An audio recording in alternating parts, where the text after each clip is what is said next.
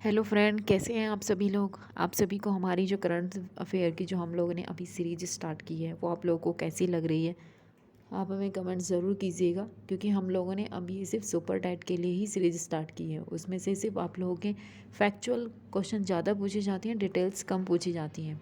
लेकिन जहाँ तक भी वो आप लोगों के क्वेश्चन बना सकते हैं, हम वहाँ तक कोशिश कर रहे हैं कि आप लोगों को पूरी की पूरी करंट अफेयर वहाँ से प्रोवाइड करा दें।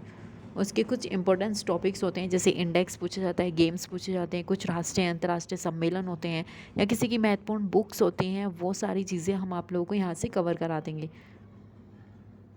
इसके लिए अगर किसी ने अभी तक सब्सक्राइब नहीं किया है वो सब्सक्राइब भी कर लीजिएगा और लाइक करना मत भूलिएगा। सभी को शेयर भी ज़रूर कीजिएगा।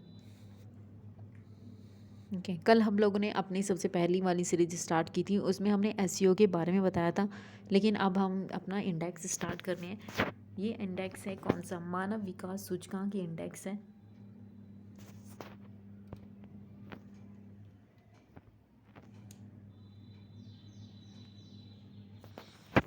यहाँ पे अगर हम बात करेंगे तो ये मानव विकास सूचकांक इंडेक्स है, आप लोगों का 2020 का इंडेक्स है।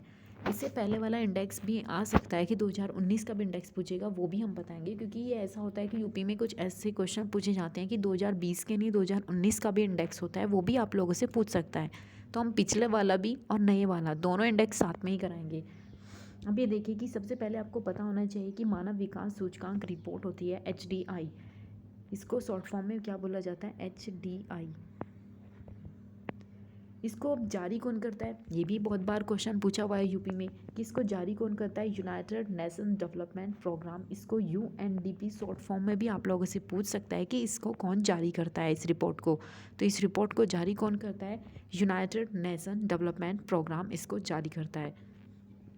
उसके बाद अब आप लोगों को सबसे इम्पोर्टेंट क्वेश्चन ये है कि भारत की स्थिति के बारे में पता होना चाहिए कि भारत की इस बार कौन सी रैंकिंग मिली है। तो इस बार भारत की कौन सी रैंकिंग मिली है 2020 में भारत को।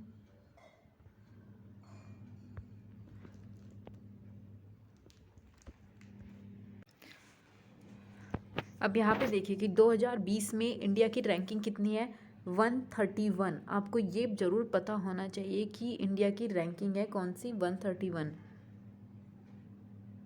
ठीक है, अभी इंडिया की रैंकिंग कौन सी है, 131 है। इसको हमने दूसरे कलर से किया ताकि आप लोगों को याद हो जाए यहाँ से। अगर आपसे पूछेगा कि 2019 में इसकी रैंकिंग कितनी थी, भारत की रैंकिंग कितनी थी, तो वह थी 129। आपसे हम लोग ऑप्शंस भी अजीब से पूछना है। आप लोग से ये नहीं पूछ सकता, ये भी पूछ सकता है कि इंडिया की रैंकिंग कितनी है 2020 में, ये भी पूछ सकता है कि 2019 में कितनी रैंकिंग थी। और आपसे ये भी पूछ सकता है कि इंडिया अभी 2020 की जो रैंकिंग जारी की है वो पिछले वर्ष के 2 पायदान नीचे है, गिर गई, या फिर 2-3 पायदान गिर गई, या 11 पायदान गिर गई। लेकिन अगर आपने पिछले वाला नहीं पढ़ा है तो आपको पता नहीं चलेगा कि वो 2 पायदान है या फिर 3 पायदान है। तो ये पता होना चाहिए ये 2 पायदान अभी गिरी हुई है, क्योंकि इससे पहले 129 थी, अब 131 है। तो ये आपको पता होनी चाहिए कितनी इंडिया की रैंकिंग है और पहले कितनी थी और इसे कौन जारी करता है, और ये कौन सी रैंकिंग है, 2019 की है या फिर 2020 की है। अब इसके साथ आपको ये भी पता होना चाहिए कि फर्स्ट किसकी रैंकिंग है। आप लोगों ने इंडिया की रैंकिंग तो पूछ ली, लेकिन एक ऑप्शन आपसे ये भी तो पूछ सकता है कि पहली वाली किसकी रैंकिंग है, नॉर्वे की।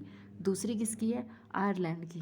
पहली किसकी है, नॉर्वे की। दूसरी है आयरलैंड की। आपको पहले 2 का पता होना चाहिए। इंडिया की कितनी रैंकिंग है, 131, और पहले कितनी थी, 129। अब यहाँ पे एक बार आप लोगों से ज़रूर पूछेगा, क्योंकि इस बार पहली बार ये यूज किया गया है क्या, फर्स्ट बार देश के प्रति व्यक्ति कार्बन उत्सर्जन। क्योंकि इस बार इसमें क्या किया गया है कि देश के प्रति व्यक्ति कार्बन उत्सर्जन और इसके मटेरियल फुटप्रिंट के कारण पड़ने वाले प्रभाव को दर्शाने के लिए एक नई मैट्रिक की शुरुआत की गई है। इस बार पहली बार इसे यूज़ किया गया है। किसका, एक नई मैट्रिक की यूज़ की गई है, जिससे ये पता चलेगा कि प्रति व्यक्ति कार्बन उत्सर्जन कितना किया जा रहा है और उसका कितना प्रभाव पड़ रहा है किस पे। तो इस बार ये पहली बार यूज़ किया जा रहा है मैट्रिक का। और ये फुटप्रिंट या भी जो मैट्रिक है उसका काम क्या होगा, उसका वर्क भी तो पता होना चाहिए। कि मैट्रिक तो बना दी इन्होंने प्रति व्यक्ति व्यय, इसका काम क्या होगा। इसका काम ये होगा कि जीवाश्म ईंधन, धातु, वस्तु के निर्माण एवं सेवा में उपयोग किए जाने वाले संसाधनों की मात्रा को मापने का कार्य मैट्रिक का होगा। आपको ये भी पता होना चाहिए, ये भी क्वेश्चन यूपी बहुत ज़्यादा पूछता है कि जो इंडेक्स एचडीआई इंडेक्स जारी किया गया है वो किसके बेस पर किया जाता है, किसका आंकलन किया जाता है। तो इसमें 3 चीज़ों का आंकलन किया जाता है, स्वास्थ्य, शिक्षा और जीवन स्तर।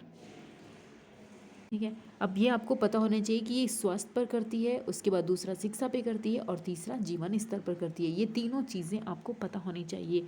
एक नई मैट्रिक यूज़ की गई, जीवाश्म ईंधनों के लिए यूज़ की गई। भारत की रैंकिंग कितनी है, 131 है, पहले थी 129।